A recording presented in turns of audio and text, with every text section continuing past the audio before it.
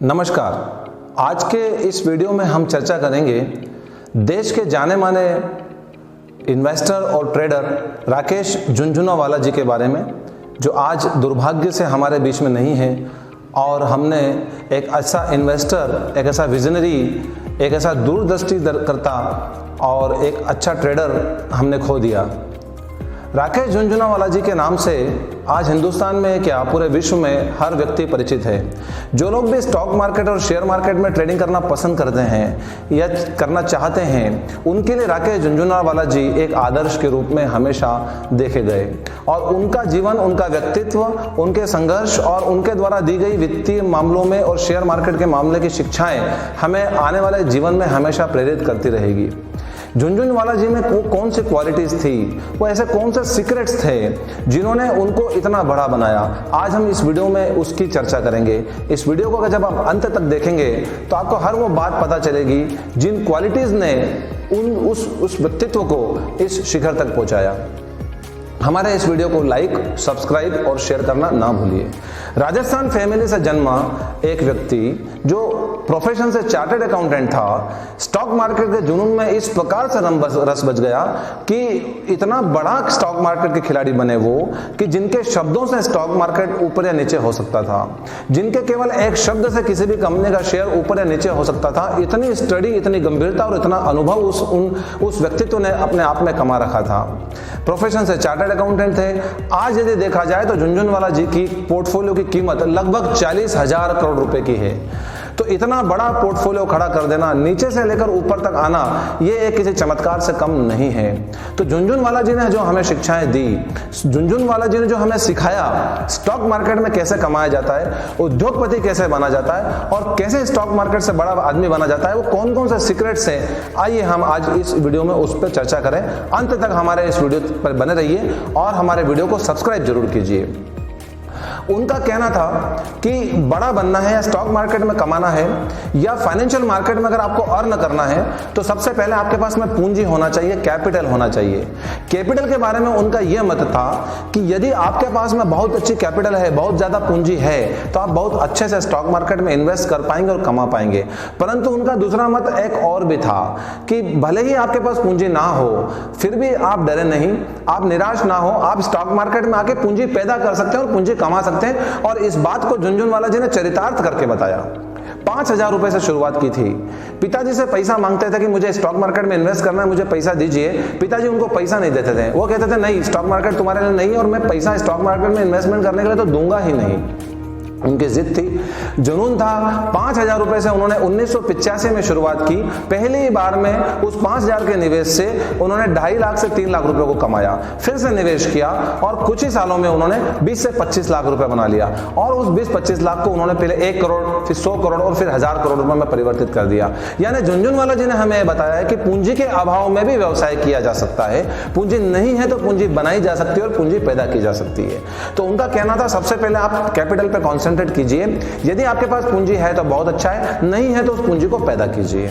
दूसरा जो शिक्षा उन्होंने हमें यह दी है कि आपके पास में नॉलेज होना चाहिए। बिना नॉलेज कभी भी स्टॉक मार्केट में एंटर मत कीजिए। बिना नॉलेज किसी भी व्यवसाय में आप मत घुसिए। सबसे पहले नॉलेज कमाइए। नॉलेज कमाने के लिए अच्छे अच्छे वीडियोस देखिए, अच्छे अच्छे वेबसाइट्स पे जाइए, अच्छे अच्छे कोर्सेज करके सबसे पहले उस नॉलेज को कमाइए। और काम करते करते करते करते एक्सपीरियंस भी कमाइए, ऐसा झुनझुनवाला जी कहा करते थे। नॉलेज और एक्सपीरियंस का जब कॉम्बिनेशन बनता है, इन दोनों का जब संयोग होता है, तब सफलता आपके कदम चूमती है। तो उन्होंने कहा है कि नॉलेज के साथ में आपको एक्सपीरियंस भी होना चाहिए और ये एक्सपीरियंस उन्होंने भी धीरे धीरे कमाया और शिखर तक पहुंचे।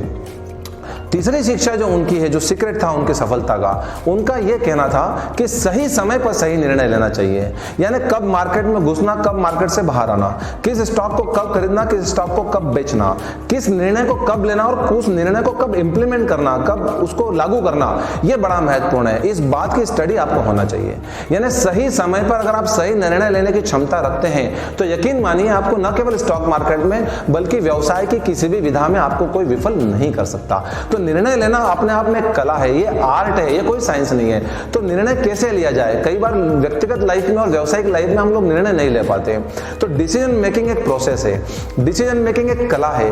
तो डिसीजन कैसे लिया जाता है, डिसीजन प्रोसेस के बारे में हम एक पूरा वीडियो आपके सामने लेके आएंगे बहुत ही जल्द। तो आप हमारे इस YouTube चैनल से बने रहिए। डिसीजन मेकिंग के प्रोसेस का हम आपको एक पूरा वीडियो बताएंगे कि कैसे व्यवसाय में निर्णय लिया जाए। तो झुनझुनवाला जी ने कहा है कि सही समय पर अगर आप सही निर्णय लेने की क्षमता रखते हैं तो व्यवसाय में आप सफल हमेशा होंगे, आपको सफल होने से कोई नहीं रोक सकता।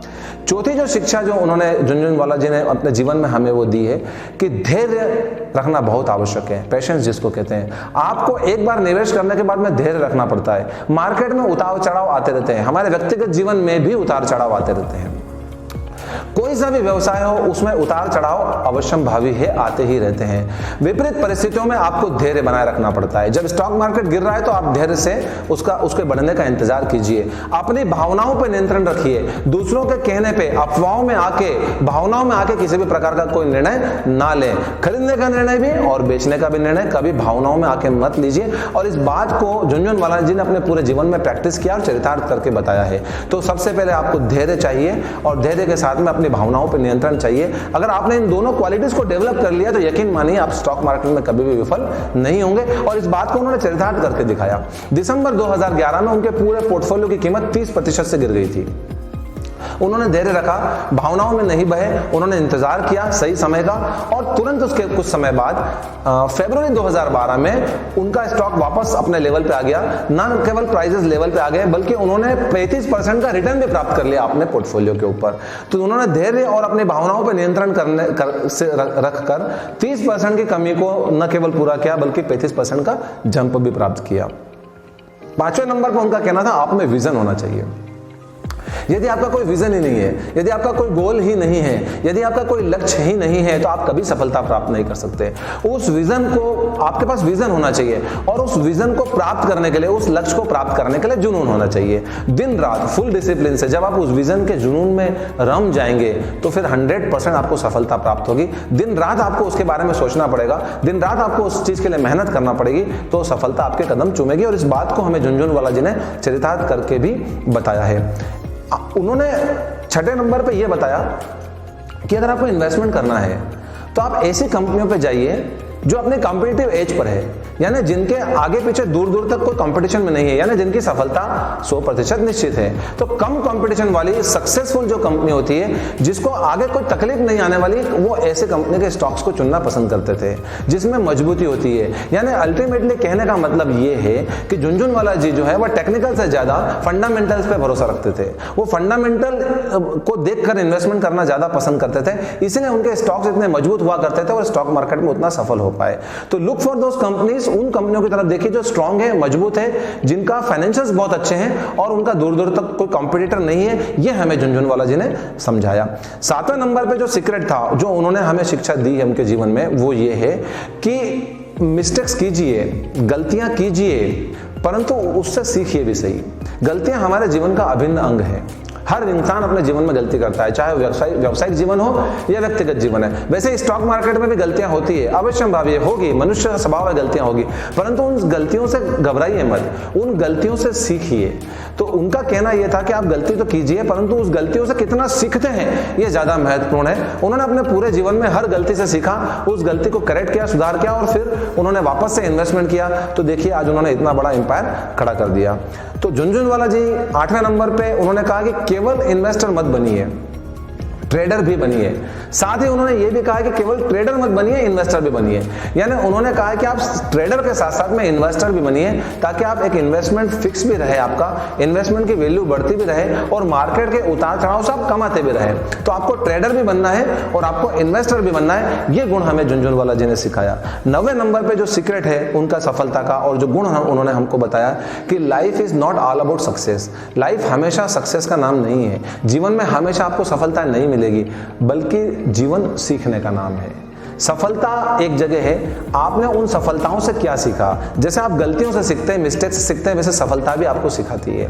तो जीवन केवल सफल होने के लिए नहीं है, जीवन में केवल सफलताएं प्राप्त नहीं करना है, जीवन में हमें बहुत कुछ सीखना है और उस सीखने के लिए हमें काम करना है, उस सीखने के लिए हमें व्यवसाय करना है, उस सीखने के लिए हमें निर्णय लेना है। सफल होने के साथ साथ में यदि हम सीखने के लिए भी हम व्यवसाय करेंगे, सीखने के लिए भी जिएंगे, तो ये जिंदगी में न केवल हम पैसा कमा पाएंगे बल्कि लोगों का प्रेम भी मिलेगा और हमें प्रसिद्धि भी मिलेगी, आत्मिक शांति भी मिलेगी और हम जिंदगी में बहुत कुछ सीख पाएंगे।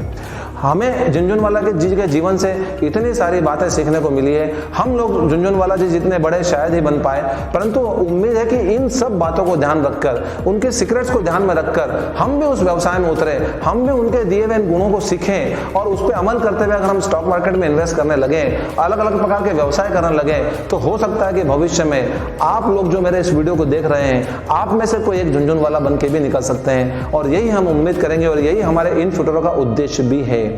तो इसी प्रकार के वित्तीय और व्यावसायिक मामलों के नए नए अपडेट्स और नई नई जानकारियों को प्राप्त करने के लिए आप हमारे इस YouTube चैनल से जुड़े रहिए। हमारे इस चैनल को सब्सक्राइब करना मत भूलिए, लाइक और शेयर भी कीजिए और हमारे इस YouTube चैनल के साथ में बने रहिए। धन्यवाद।